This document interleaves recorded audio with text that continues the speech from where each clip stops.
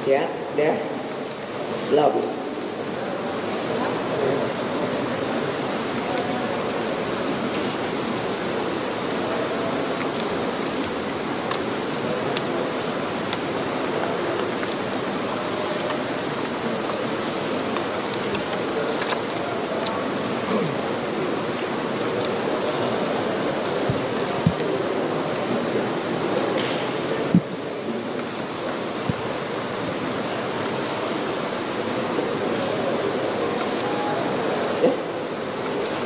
Assalamualaikum warahmatullahi wabarakatuh.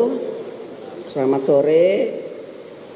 Alhamdulillah baru saja saya mengadakan pembicaraan bilateral dengan Perdana Menteri RRT yang mulia Bapak Li Qiang, Perdana Menteri Republik Rakyat Tiongkok. Dalam pertemuan tadi kami membahas berbagai isu terkait kerjasama bilateral kedua negara seperti bidang politik, ekonomi, sosial, budaya, dan tentu saja termasuk kerjasama antar parlemen, dan kami juga membahas situasi politik dan ekonomi global dan regional, termasuk juga kami membahas terkait dengan bagaimana membuka blokade kemanusiaan yang ada di Gaza, meminta dukungan kepada RRT dan bagaimana agar perang yang ada di wilayah Gaza bisa segera berakhir dengan adanya two-state solution. Dan tentu saja kunjungan beliau ke gedung DPR RI ini merupakan refleksi pemerintahan RRT yang juga memperkuat hubungan dengan rakyat Indonesia yang melalui wakil-wakil rakyatnya yang ada di DPR RI.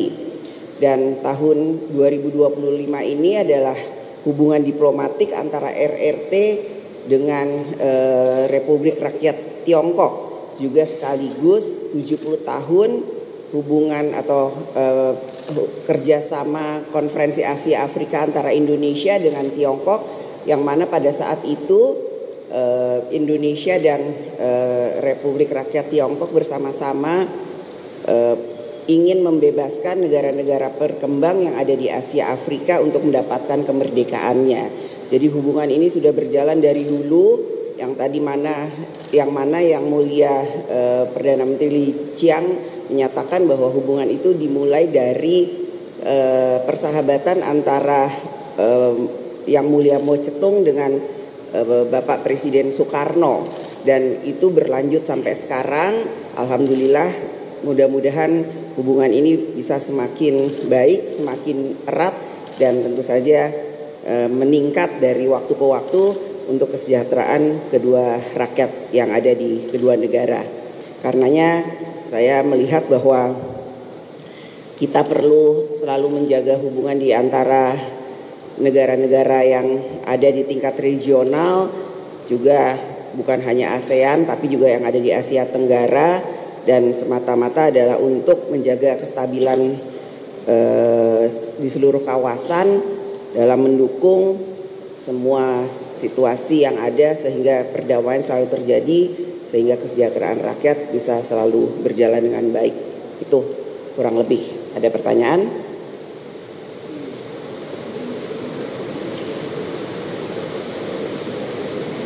Ya, izin Bu, saya Raiza dari Remol ID Bu. Apakah ada pembahasan tentang investasi yang bakal masuk ke Cina Bu? Dan satu lagi soal RAPBN 2026 yang kemarin diketok palu di rapat paripurna, targetnya itu 5,8%. Gimana tanggapan dari Ketua DPR RI? Sama sekalian soal efisiensi anggaran yang akan berlanjut tahun depan Bu, ini gimana? Dan satu lagi Bu, yang dana parpol akan meningkat 10 kali lipat. Minta tanggapannya mengenai hal itu. Apa aja tadi? 1, 2, 3, 4.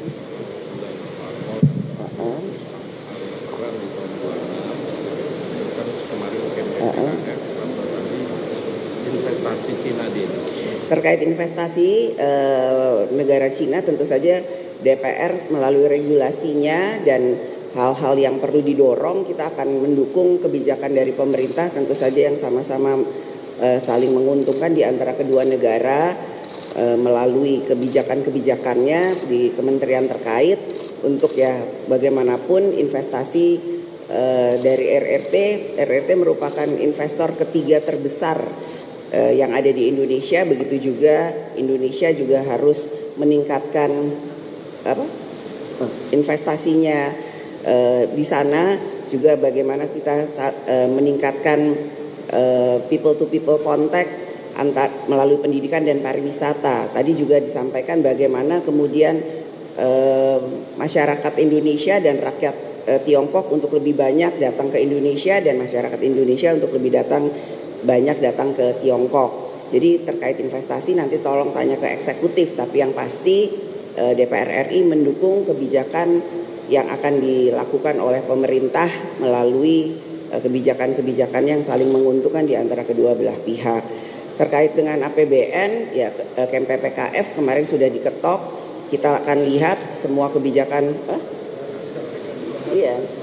baru sudah diketok untuk disampaikan dan akan dibahas pada masa sidang yang akan datang, apa saja program dari pemerintah, kemudian akan dibahas oleh komisi-komisi yang ada di DPR. Kita lihat bagaimana apa yang terbaik bagi rakyat, bagaimana kemudian pengelolaannya oleh pemerintah sesuai dengan akuntabilitas yang ada. Jadi yaitu nanti akhir bulan ini Kementerian Keuangan minggu depan pandangan fraksi, kemudian nanti pemerintah akan memberikan jawabannya kembali terkait dengan pandangan dari semua fraksi. Begitu. Terus apalagi tadi? Dana parpol yang diusulkan itu kan intinya konteksnya adalah supaya jangan ada anti korupsi. Cuman kita harus melihat ke depannya apakah kemudian anggaran APBN-nya mencukupi, apakah kemudian itu memang bisa dilakukan dengan cepat. Ya kita lihat dulu kajiannya seperti apa. Efisiensi anggaran selama itu memang baik untuk rakyat, DPR RI tentu saja akan mendukung. Dan karenanya kita lihat dulu dari postur yang terbaru ini bagaimana. Yang pasti sebanyak-banyaknya adalah untuk kesejahteraan rakyat. Ibu, saya izin bertanya, saya Suara dari Kompas TV. Diketahui yang UU TNI itu kan di uji material ke MK, itu salah satunya mahasiswa dari UII. Nah ini ternyata mahasiswa setelah melakukan uji material ini mendapatkan intimidasi. Bagaimana tanggapannya Ibu? Terima kasih. Apa tuh, Mas? Iya, nggak apa-apa ya. Jawabannya ya kita nanti akan bertanya. Nggak, emang betul. Oh. Ini saya baru juga tahunya dari media, namun jika memang seperti itu kita akan lihat apakah yang mengintimidasi, kita akan pertanyakan kepada aparat penegak hukum siapa yang kemudian mengintimidasi, atas dasar apa diintimidasi dan kenapa terjadi hal tersebut.